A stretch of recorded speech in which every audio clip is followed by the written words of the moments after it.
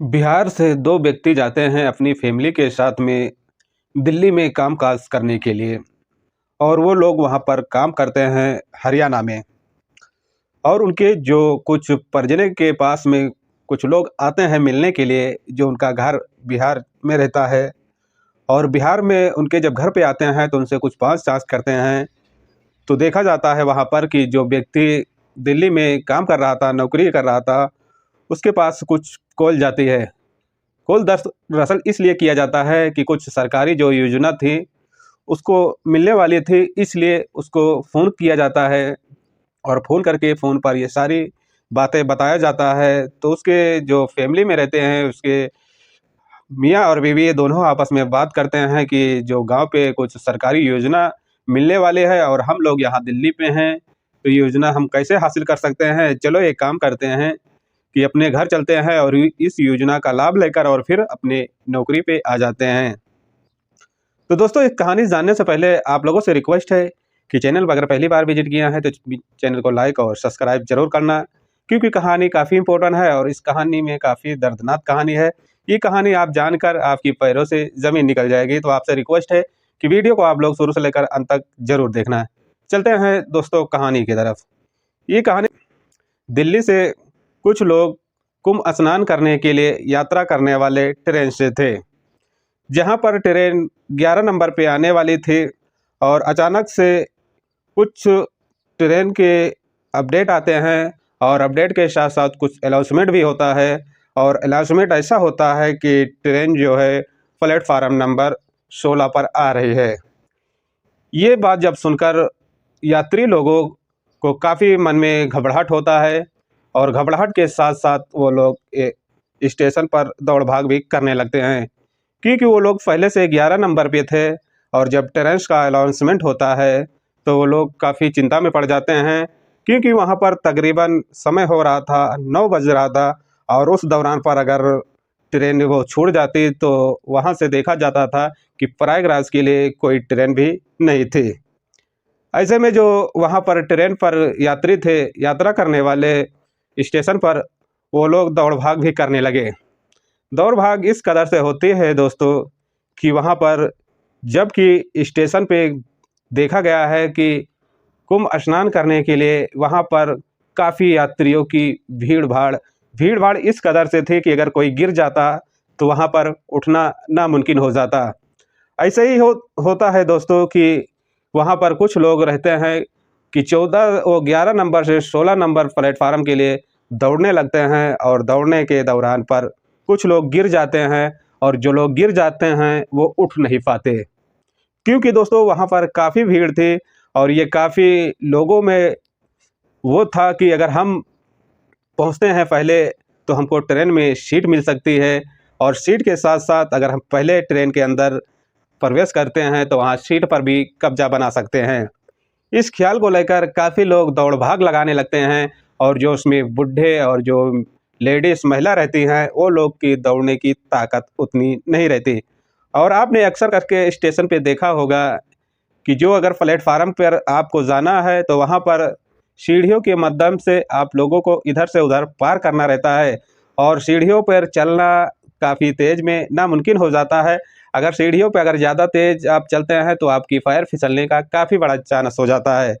ऐसा ही होता है दोस्तों कि एक व्यक्ति जब गिरता है सीढ़ी पर से, उसका पैर फिसल जाता है। फिसलने के बाद में जब सीढ़ी से नीचे गिरता है और देखा जाता है कि थोड़ा ही गिरने के बाद में दूसरा व्यक्ति का भी पैर ऐसे ही फिसलता है, क्योंकि वहाँ पर जल्दीबाजी रहती है। जल्दीबाजी इस कदर से रहती है कि कहीं ट्रेन ना छूट जाए, हमारी रेलगाड़ी ना छूट जाए। इसलिए काफ़ी यात्री जो हैं दौड़ने की कोशिश करते हैं और ट्रेन पकड़ने की भी काफ़ी कोशिश करते हैं। लेकिन वहाँ पर जो लोग गिर जाते हैं उनको उठने का चांस नहीं मिलता, और जो लोग दौड़ रहे थे वो लोग उन्हीं के ऊपर से गुजरते हैं इस कदर से लोग कि जो लोग अगर गिर जाते हैं तो उनका बचना काफ़ी बड़ा नामुमकिन हो जाता है। और इसमें जो देखा जाता है कि इसमें ये कम से कम तकरीबन आधा घंटा तक ये दौड़ भाग चल रहा था। उस टाइम पर वहाँ पर कोई ना सीआरएफ का जवान रहता है, ना ट्रेन पर जो वहाँ पे रहते हैं आरसीएफ वाले, ये लोग भी नहीं रहते। और ऐसे में काफ़ी लोगों वहाँ पर कुचल जाते हैं। कुचलने के साथ साथ में काफ़ी लोग घायल भी हो जाते हैं, किसी के पैर में चोट आ जाता है और किसी के हाथ में चोट आ जाता है और देखा जाता है कि कुछ लोग की वहाँ पर मृत्यु हो जाती है। तकरीबन देखा गया है कि इसमें जो लोग यात्रा करने वाले थे, ज़्यादातर अधिक लोग जो हैं बिहार के थे और थोड़ा कुछ लोग और थे जो दिल्ली से थे और कुछ लोग थे इसमें जो हरियाणा से कुंभ स्नान करने के लिए जाने वाले थे। इसमें देखा गया है कि जानकारी की रिपोर्ट के अनुसार कहा जाता है कि तकरीबन जो है 18 लोगों ने अपनी जानें गँवा दी हैं और इसमें कुछ लोग अभी भी घायल हैं। जिसमें अब देखा जा रहा है कि रेलवे प्रशासन की ऊपर लापरवाही का मामला बताया जा रहा है कि तकरीबन जब वहाँ पर 8 घंटे आधा घंटे तक ये मंज़र चल रहा था, तो प्रशासन की जो टीम रहती है, जो वहाँ पर स्टेशन पे रहती है, वो लोग क्या कर रहे थे, इस मंज़र को क्यों नहीं रोक पा रहे थे, उनके ऊपर काफ़ी बड़े सवाल इस समय उठ रहे हैं। उठने के कारण दोस्तों देखा गया है कि ट्रेन से सफ़र करने के लिए, कुंभ स्नान करने के लिए जाने वाले प्रयागराज वाले काफ़ी व्यक्ति उसमें जो है ज़ख्मी हो जाते हैं और ज़ख्मी के साथ-साथ दोस्तों बताया जाता है कि काफ़ी लोगों की मृत्यु भी हो जाती है। हालाँकि जिसकी मृत्यु हुई है, सरकार ने उन लोगों को काफ़ी गाइड भी किया है और गाइड के दौरान में उनको उनके घर के लिए पहुँचाने का व्यवस्था भी किया है। जैसे कि वहाँ पर एक लड़की थी जिसका भाई का इसमें भगदड़ में मौत हो जाती है और वो स्टेशन पे काफ़ी परेशान थी। परेशान के साथ-साथ भाई को अपने पास में एक चादर ओढ़ा कर रखी थी और लोगों से मदद माँग रही थी कि हमारे पास तो इतने पैसे भी नहीं हैं कि अपने भाई की लाश को हम अपने घर लेकर जाएँ और अंतिम संस्कार करें।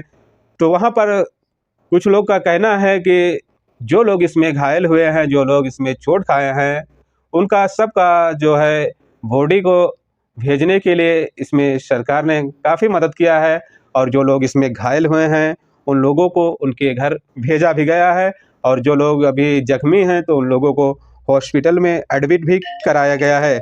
ऐसे में देखा गया है कि काफ़ी लोग जो रहते हैं वहाँ पर काफ़ी परेशान हो जाते हैं और इस मंज़र को जब देखते हैं, तो काफ़ी हैरान भी हो जाते हैं। ऐसे में दोस्तों कुछ लोग का कहना है कि इसमें जो है ट्रेन की जो अधिकारी होते हैं, जो वहाँ स्टेशन मास्टर होते हैं, उनकी कुछ लापरवाही देखी जाती है। लापरवाही दरअसल इसलिए देखी जाती है कि वहाँ पर जिस टाइम पर ये भगदड़ चल रहा था, उस टाइम पर उनकी टीम क्या कर रही थी और टीम क्या कर रही थी और करने के साथ में इन यात्रियों को भगदड़ होने से क्यों नहीं रोका गया है। ऐसे में काफ़ी सवाल उठ रहे हैं और देखा भी गया है कि न्यू दिल्ली रेलवे स्टेशन पर ऐसी भारी भगदड़ के कारण से 18 लोगों की मौत हो गई है और इस मामले की घटना की अभी प्रशासन की ओर से कुछ कार्रवाई करने के भी आदेश दिए गए हैं। जैसे कि दोस्तों देखा गया है इसमें कि अब मामले की जांच की जा रही है और मामले की जांच करने के दौरान पर देखा जाता है कि क्यों ऐसी लापरवाही हुई है और लापरवाही के कारण स्टेशन पर भगदड़ हुआ है और भगदड़ के साथ-साथ में 18 लोगों ने अपनी जानें गँवा दी है। ऐसे में अब स्टेशन पर जाँच करने के आदेश दे दिए गए हैं और आदेश देने के साथ-साथ में कुछ लोगों की जो जानें चली गई हैं, तो उनके बॉडी को उनके घर के लिए पहुँचाने का काम भी किया गया है। ऐसे में देखा गया है कि तकरीबन जो 18 लोगों की जानें गई हैं, तो उसमें ज़्यादातर देखा गया है कि बिहार के रहने वाले थे और जो लोग इसमें गए हैं, तो देखा गया है कि दोस्तों कि हमने आपको शुरुआत में ही वीडियो में बताया था कि जो व्यक्ति अपने घर आ रहा था और सरकारी योजना का लाभ लेने के लिए, जिसका नाम सुनील रहता है और वो अपने परिवार से स्टेशन पे था और स्टेशन पे उसके परिवार में भी कुछ लोग चले जाते हैं इस भगदड़ में।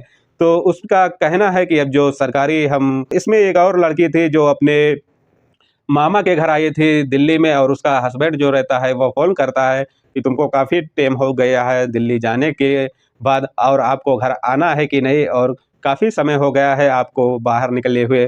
तो उसकी जो पत्नी रहती है वो बोलती है कोई बात नहीं है, आज हम शाम को ट्रेन पकड़ते हैं और ट्रेन पकड़ के आप फिर से हम बिहार आ जाते हैं। तो ऐसे में दोस्तों वो लड़की भी स्टेशन पर पहुंची थी और अपने घर आने की फुल तैयारी में, लेकिन देखा गया है कि उसी हादसे में उसकी भी मृत्यु हो जाती है। तो दोस्तों ये कहानी सुनाने का और बताने का हमारा एक ही मकसद है कि आप लोग को परेशान नहीं करना है, बस आप लोग को जागरूक करना है और आप लोग को सचेत करना है और संचेत करना है।